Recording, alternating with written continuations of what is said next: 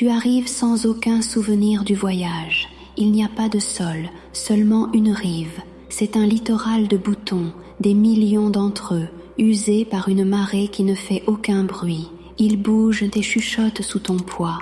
Tu regardes la mer. Ce n'est pas de l'eau. C'est une lente étendue de poussière grise qui tourbillonne, les peluches accumulées d'un milliard de poches oubliées. L'air ne bouge pas, il est lourd de l'odeur du vieux papier, de greniers restés scellés pendant un siècle, de l'intérieur d'un coffre en cèdre que tu n'as jamais possédé. Un son te parvient, pas un rugissement, mais un murmure, le son d'un million de petites collisions métalliques, un cliquetis doux et constant, comme le cœur mécanique d'une montagne. Tu suis le son.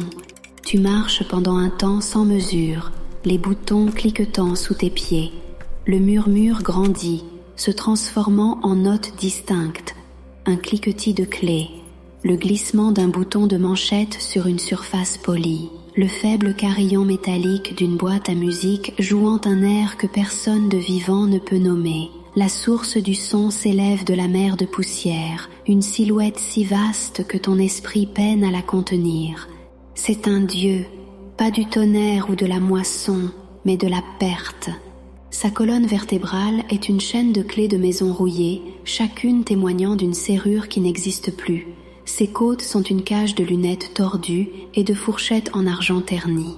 Sa chair est une tapisserie dense et mouvante de chaussettes uniques, leurs motifs délavés, leurs paires perdues dans le temps. Des photographies sont collées dessus comme une peau, des portraits de mariage dont les visages sont blanchis par un soleil oublié, des fêtes d'anniversaire où le nom de la personne célébrée a été perdu, des photos de classes d'enfants qui sont maintenant des ancêtres sans nom.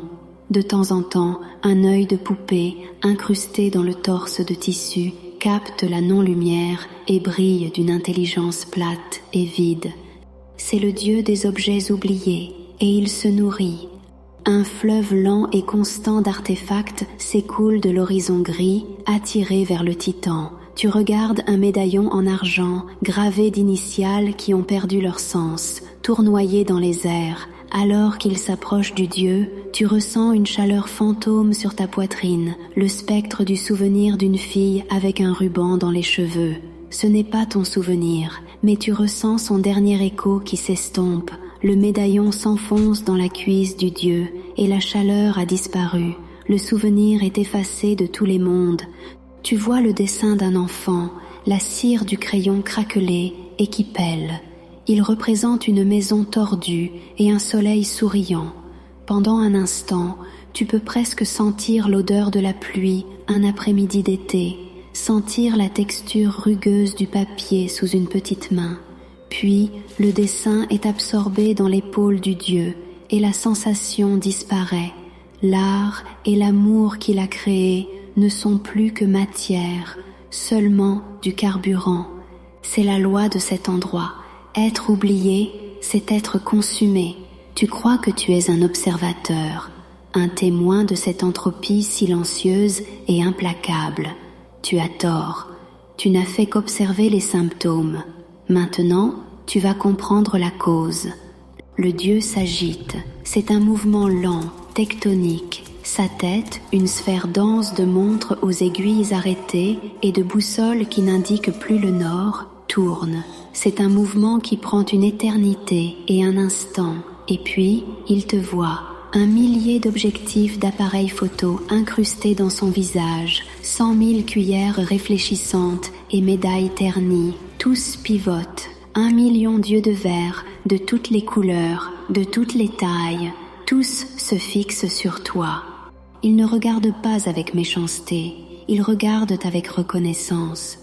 Tu ressens un froid soudain et creux dans ta poche droite. Un instinct te pousse à y mettre la main. Ta main ne trouve que la doublure. Pourtant, tu ressens l'absence distincte, tridimensionnelle de ce qui s'y trouvait. Une pièce, peut-être. Un galet que tu as ramassé sur une plage.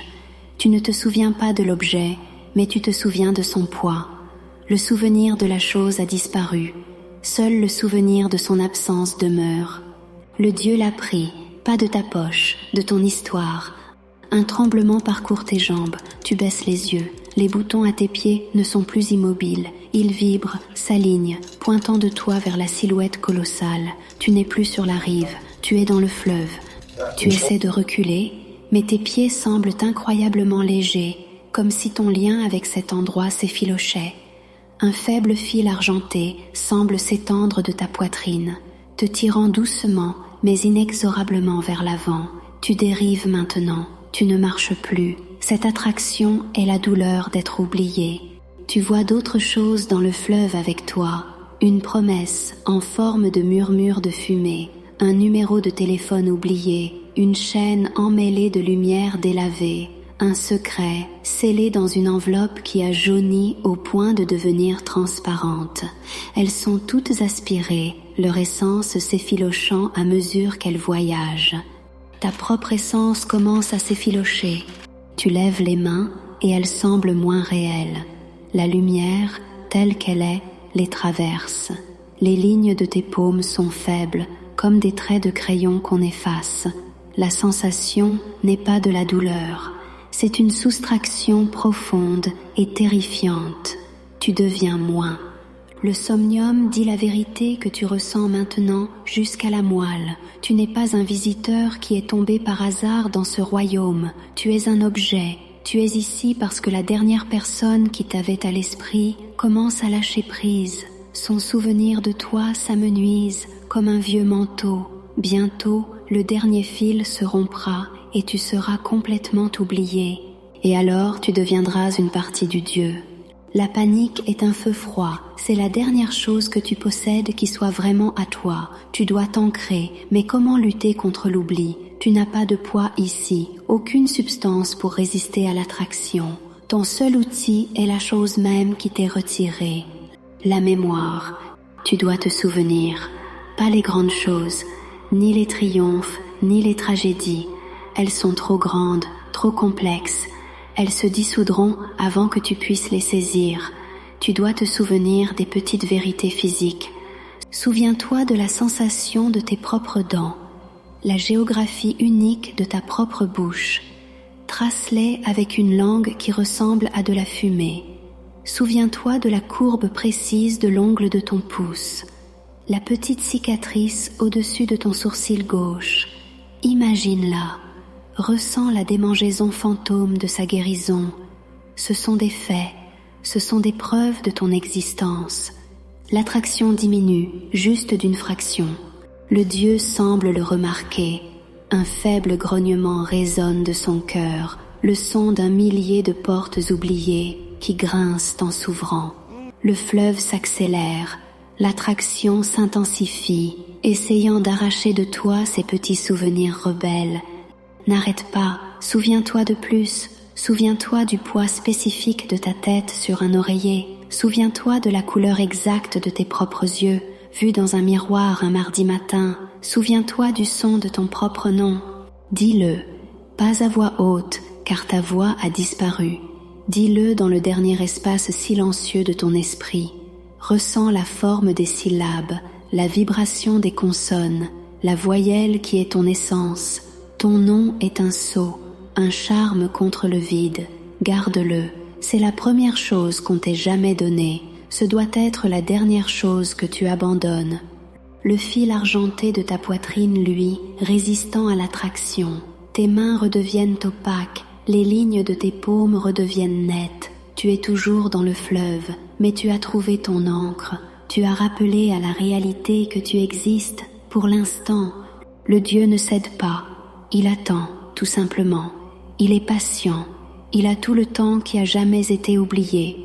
Tu te tiens dans le courant, une île fragile de conscience de soi dans un océan d'oubli.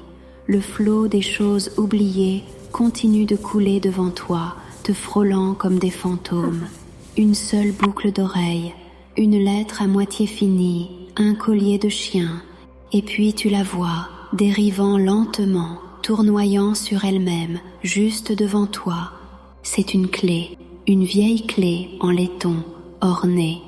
Alors qu'elle tournoie, un souvenir jaillit dans ton esprit, vif et douloureux. Tu vois une petite boîte en bois.